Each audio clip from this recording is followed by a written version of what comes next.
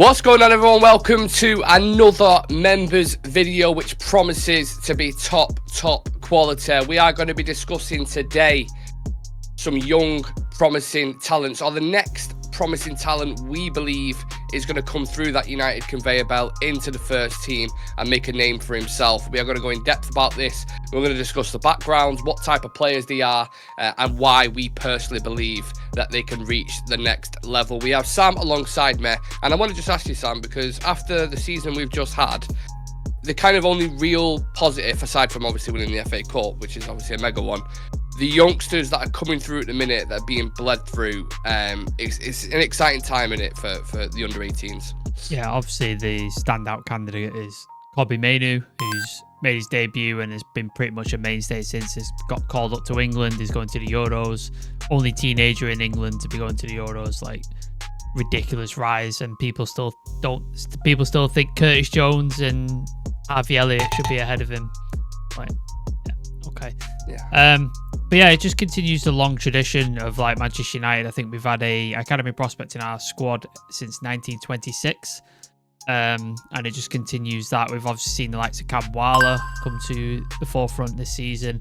We've seen Ethan Wheatley get a debut as well in a couple of minutes. So it just continues on. You could go back to Busby Babes, Class 92, Fergie fledglings, and then even under like the likes of Louis van Gaal and Jose Mourinho, you've seen the likes of Rashford come through and stuff like that. So Scott McTominay, like, it's in United's blood. So it's always more exciting when a youth team prospect gets their debut, and especially when they look good and they impress, because we've seen so many who've been promised and not quite make it. But I think the fact that we've won the Youth Cup, the FA Youth Cup, and the league in the Youth League, I think that shows that they've got something, and this class might be, I don't want to say class 92 level, but this might have like significant prospects in this squad.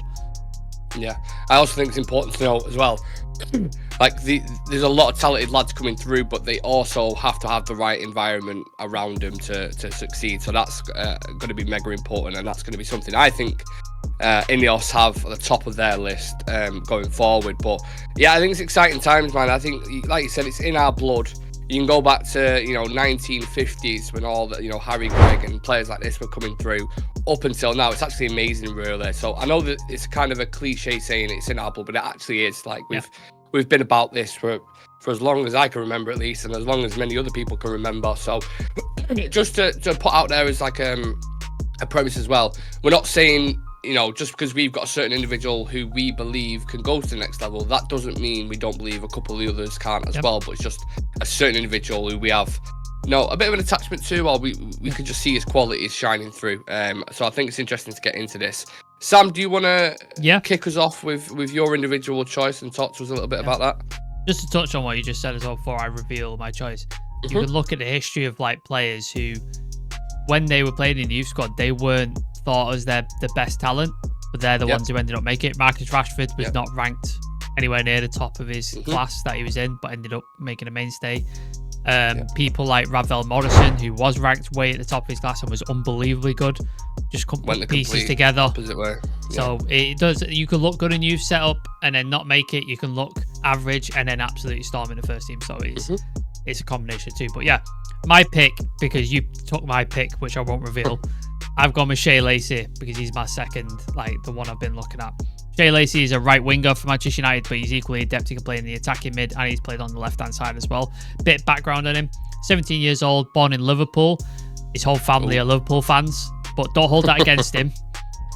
His brother Paddy rejected United to go to Liverpool, whereas Shay rejected Liverpool to go to United. So right, okay. I think we can get behind. I think we get behind him for that. Definitely get behind that. Yeah. What an Uno reverse card that was. Exactly. Impressive performances at youth level led him to be called up to the Manchester United under-18 side, making his debut at 15. So he's like he's a boy playing with like all people who are like almost developing into adults.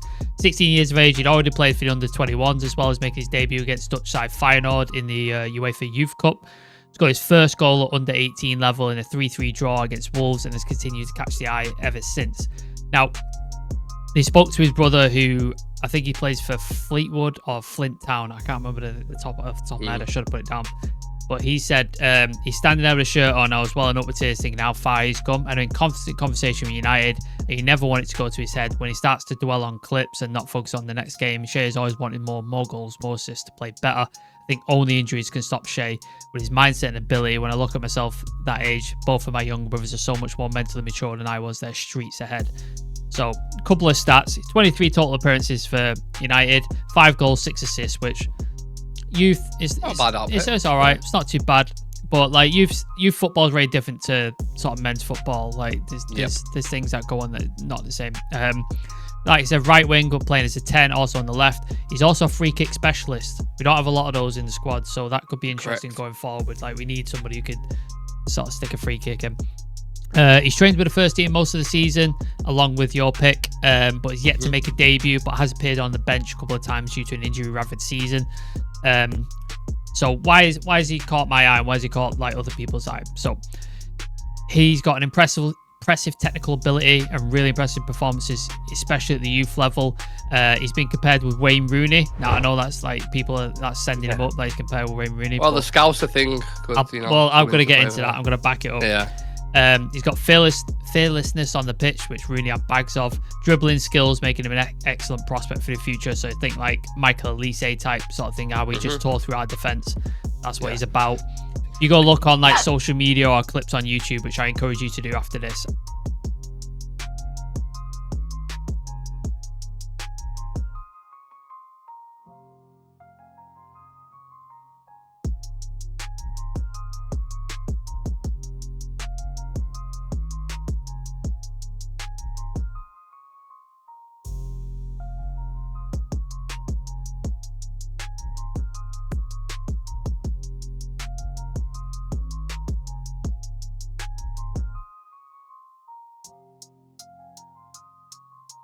Like he's phenomenal to watch. He's left footer. He's also got the typical new winger thing, tendency to cut in and try and like bend it in. Again, dead ball specialist, so he's great for free kicks, penalties, that kind of stuff. His biggest trait, as I just touched on, dribbling skills. He's got incredible close control. His balance as well. Like you cannot knock him off the ball, despite he's not fully filled out into his frame yet. He's still 16, 17. He's not fully filled out yet, much like Kobbie Mainoo's starting to develop now. But you can't knock him off the ball because his balance and his quickness and his speed and the ability to keep the ball between his feet is unbelievable. And he just weave his way through defence. Like, go watch the clips. It's ridiculous. So I touched on the Rooney thing. Why is he compared to Rooney? So not only Liverpool, both born in Liverpool.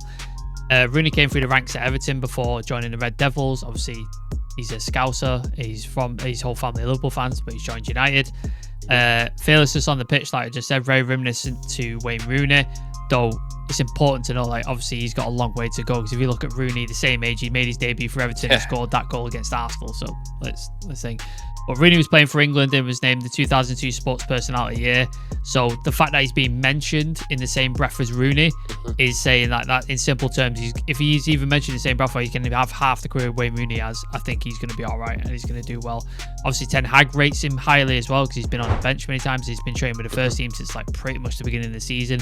We know Ten Hag's tendency to want to bring through youth and stuff. We've seen Kobbie Mainoo. We saw that famous shot at the end of the Carabao Cup final. He had his arm around him. It was like, this is you next year. Brought him through. Arguably one of our best players this season.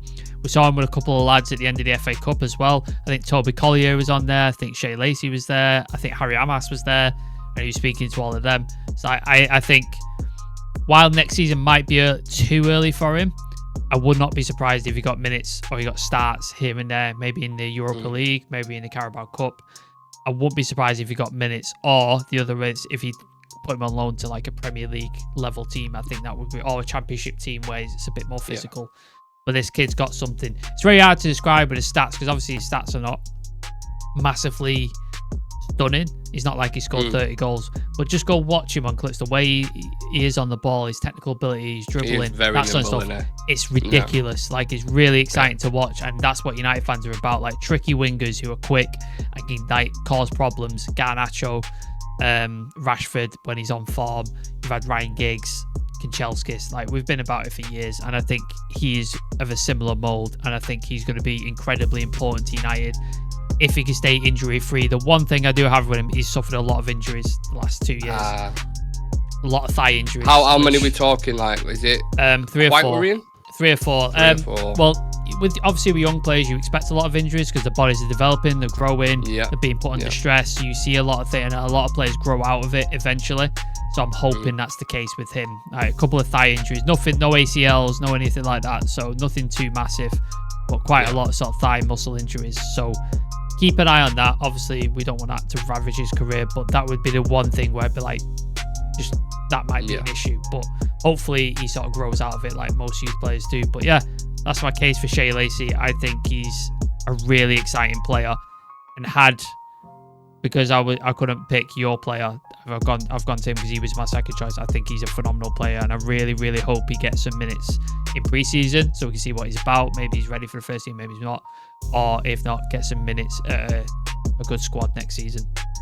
Yeah, well, we know Tenag he ain't afraid to play youngsters, is he? Like he will do it at the right time. You've seen if he hit a certain level, they'll play. There's no doubt about that with Mainu and Garnacho. You've already seen that. The one thing I would say, or what would worry me, aside from the injuries, is the competition that we have in the front three. Because obviously he is a winger in it, so depending on what happens with Rashford, Garnacho, Ahmad, Antony, Greenwood, I think it might find it hard. Yeah, Greenwood, Sancho, even if it's like do you know what I mean? So that's the only thing. Is tough competition in them wing spots. But I do like him. I mean, he was going to be one of my picks as well. I've watched a lot of clips of him, and I think his footwork, his agility, the way he glides across the pitch, he tears it up. But then again, you've got like the Premier League and European football. Excuse me, it's just a completely different level in it. So whether he can transition that into the senior level, is yet to be seen. But I hope we do see him in pre-season. He's also a good lad, it seemed. I've seen him interactions with fans, like he brought some guy, a kid, young boots, and he signed them for him and a shirt. He seems to get it. He seems to fucking get it as a United guy. So I like that about him as well. I think the breaking through is an interesting point because the one I've gone with is Harry Amass. And if you look at the left back spot at the moment, there's an opening there, I believe. Shaw's injuries ain't getting any better, and God knows what's happening with Lacy. So I'm going to take a look at Harry Amass today. Some people call him the English Marcelo. In my opinion, a very promising young defender at United, known for his high potential as a defender.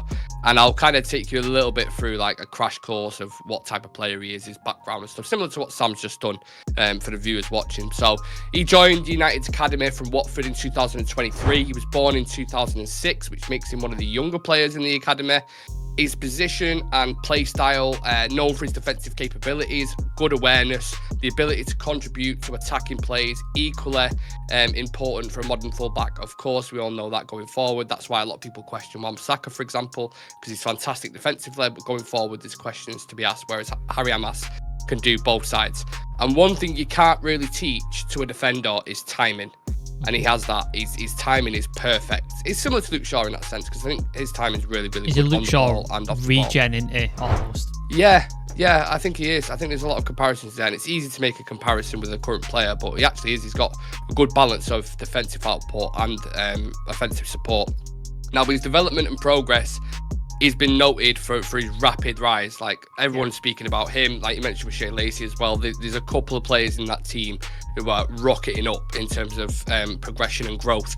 And having done that, since he's shown tactical understanding, he's grew in physicality, and his technical skills have leveled up as well in literally a space of a couple of years. So, yeah, there's a lot of coaches, my voice keeps going, there's a lot of coaches and scouts who have praised his maturity on the field and ability to learn quickly, and you need that in these kind of dynamics. That's almost one of the most important assets to have. If you can learn quick and adapt quickly in whatever environment you're in, Kobe Mainoo being a prime example of that, then that's obviously a good trait to have. Now, Sam, you mentioned a clip about Shay Lacy before. There's a clip against Arsenal of Harry Amass, and likewise, like Sam said, I would advise anyone to go and watch that as well.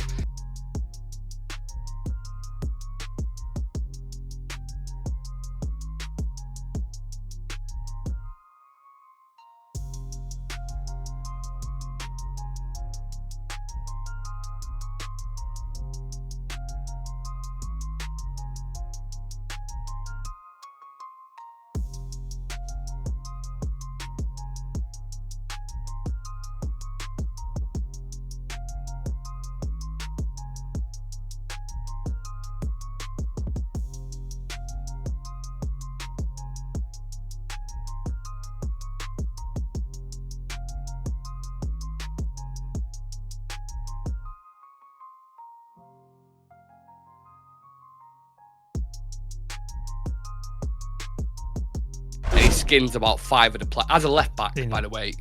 Have you seen it? Yeah, he skins about 5 of the players, all in like a close-knit area, so you could probably argue be a fucking winger or a midfielder. He's represented England at youth levels, which obviously speaks to his talent and potential. His experience with national youth teams has also helped him develop his game further, different kind of being exposed to different tactical setups and styles of play. So his development's coming on quite nicely. Now, statistical highlights, I didn't go as in-depth with stats because I agree, you kind of mentioned it as well, Sam, that it's hard to kind of waver in youth academies. It fluctuates quite a lot. But one thing I will say is involvement at left back is a reflection on all the clean sheets that they've kept and how good they are defensively as well, which is one of the reasons why they won the league and why they won the double. He's contributed to his team's attacking stats, which I alluded to before, with assists, occasionally scoring, showcasing his versatility and attacking mindset. Something he can improve on a little bit, I would say. But again, that comes with time and experience and stuff. And when we talk about weaknesses, there's a couple of... So one is he appears to lack game-changing explosiveness and a turn of pace, which isn't something you can improve on unless you naturally have it with pace. That's one thing that I would put out there. You can still be like a really good playmaking fullback, without speed to burn. There's no doubt about that. But he'll have to be extremely precise with his timing and almost read the game. If you've seen a lot of defenders do it, if they're not quick enough, the mind has to be quick enough. So to be fair, with Amass, he may end up becoming more of a Dallo, someone who tucks into midfield rather than hugging the touchline and bombing forward like an Alphonso Davies. And we know Erik ten Hag likes to use inverted fullbacks, so he could come into that system and he could function equally as well alongside that. So yeah, I like the look of him. I think clearly Ten Hag likes the look of him because he's had him in training alongside Shay, Lacy and Toby Collier and all these kids. And when Ten Hag identifies a young talent, they tend to do pretty well, judging off the current crop of players, and they become a first team instantly. I'm not saying he's going to be a Mainu. I'm not saying he's going to be a Garnacho, but I think with everything that's going on at left back to kind of come full circle, one of the brightest prospects we've got in the academy, potential to break into the first team because of everything that's going on there. I think he'll get an opportunity in pre-season, and then it's really time to assess him going into next season. And like I said, you don't have to necessarily go and spend 30, 40, 50 million quid on a wing back. If he's good enough, fucking play him there. Because it's no risk, is it? No. You know what I mean? You're not spending a transfer fee. His wages are going to be absolutely minimal compared to the first team. So it's a win-win in that sense. I don't know how much you've seen of him, Sam, but do you think he's maybe got the capabilities to push equally into the first team? Yeah, when we came up with the concept of the show, I wanted to do Harry Amass because I've watched a lot of this kid. I think there's something about him that, again, stats can't tell you as much as watching them play. And I watched him in the sort of the FA Cup youth run we did this season, and he looks like a great player. And I think his pathway is more wide open than I say Shay Lacy's is, because, like we said, the injury concerns with Luke Shaw well documented. We don't know if he's going to be all right the next season, especially he's going to the Euros, and it's a risk with that. Terrell Malacia, we have no idea what's going on. If he's going to fully recover, does he come back as good as he was?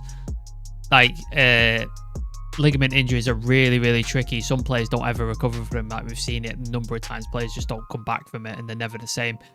And then we got rid of our most promising left back before Harry Amass to Alvaro Fernandez and sold into Benfica. So I think his pathway is wide open.